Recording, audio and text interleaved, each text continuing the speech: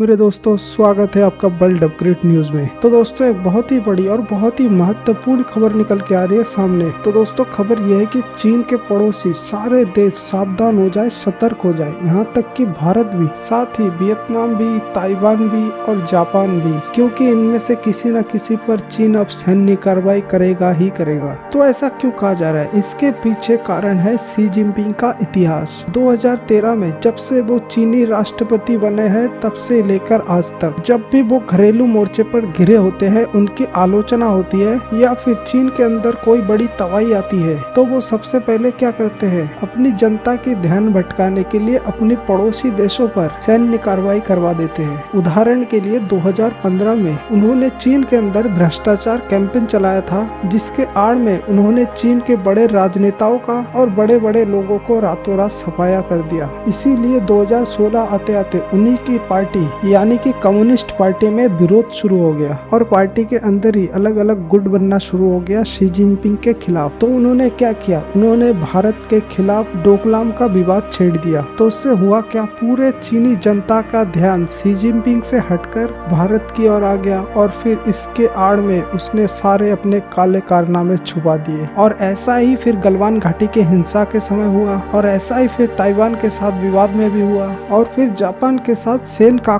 Island विवाद भी ऐसा ही हुआ। तो दोस्तों, यही शी जिनपिंग का इतिहास रहा है। और आज जो चीन में हुआ है, ये कोई कांड नहीं है छोटा मोटा, ये तो पूरी एक त्रासदी है जो शी जिनपिंग ने खड़ी की है। तो इससे चीन को कितना नुकसान हो रहा है, उसके लिए आपको ये आर्टिकल देखना पड़ेगा। चीन की एक कंपनी IPL आने वाली थी करीबन $9 अरब का, लेकिन इसे रद्द कर दिया गया है। क्यों? क्योंकि पूरे चीन के अंदर कोरोना वायरस अब बहुत ही भयंकर रूप ले चुका है। चीन में अब कोई ऐसा राज्य नहीं बचा जहाँ पे कोरोना का कम्युनिटी स्प्रेड स्टार्ट ना हो गया हो। अब चीनी जनता फ्रस्ट्रेट हो चुकी है और गुस्से में है, क्योंकि पिछले 1 साल से शी जिनपिंग ने बहुत ही कठोर कदम उठाए कोरोना वायरस के लिए। किसी शहर में अगर एक कोरोना पेशेंट आ जाता था ना, तो पूरे 1 महीने के लिए लॉकडाउन लगा देते थे उस शहर में, लोगों को घर से बाहर नहीं निकलने देते थे। और अगर कोई कोरोना पेशेंट मिल गया तो उसे हॉस्पिटल बाद में ले जाते थे, पहले उसके गले में एक तख्ती लटका कर, तो उसके मोहल्ले, उसके गली में उसको घुमाते थे और उसके जुलूस निकालते थे और उन्हें शर्मिंदा किया जाता था। फिर उन्हें बड़े लोहे के बक्से में बंद करके रख दिया जाता था। ये सच्चाई थी चीन की। लेकिन ये सारे इंतजाम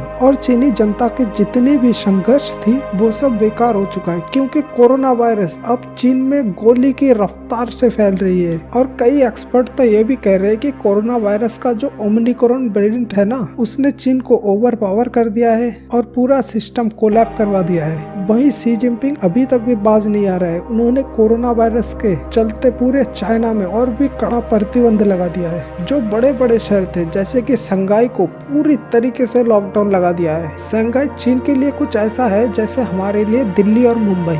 जरा स्क्रीन पर आप देखिए कि किस तरीके से पैनिक बाइंग हो रही है चीन के अंदर। लोग ग्रोसरी स्टोर में तथा अन्य फूड के दुकान में लंबी लंबी लाइनें लगा रहे हैं, क्योंकि उन्हें पता है चीनी सरकार कुछ एक घंटों के अंदर वहाँ पे बहुत ही कड़ा लॉकडाउन लगाने वाला है, जो 6-7 महीने तक चल सकता है। ऐसे में ज्यादा से ज्यादा खाने पीने के सामान स्टोर करके ही जान बच सकता है। वहीं जो चीन को समझने वाले लोग हैं, चीन के जानकार है, वो ये बता रहे हैं कि शी जिनपिंग के इन कड़े कदमों के खिलाफ न सिर्फ चीनी जनता है, बल्कि उनके कम्युनिस्ट पार्टी के ही बहुत सारे मेंबर हैं। ऐसे में इन सब से ध्यान हटाने के लिए शी जिनपिंग कोई पुराना पैंतरा आजमा सकता है। ऐसे में भारत, ताइवान, जापान, इन तीनों में से किसी एक के खिलाफ सैन्य कार्रवाई कर सकता है, जिससे कि चाइना के जनता का पूरा ध्यान इस कोरोना वायरस से हटके इस विवाद में आ जाए, जिससे कि शी जिनपिंग के इस काले चिट्ठे को पुनः छुपा दिया जाए। तो दोस्तों, आपका क्या मानना है कि हमें पहले से चाइना की बॉर्डर में सुरक्षा और भी ज्यादा बढ़ा देना चाहिए? आप हमें कमेंट में जरूर बताएं। तो दोस्तों, हमारे साथ जुड़ने के लिए आपको तहे दिल से धन्यवाद।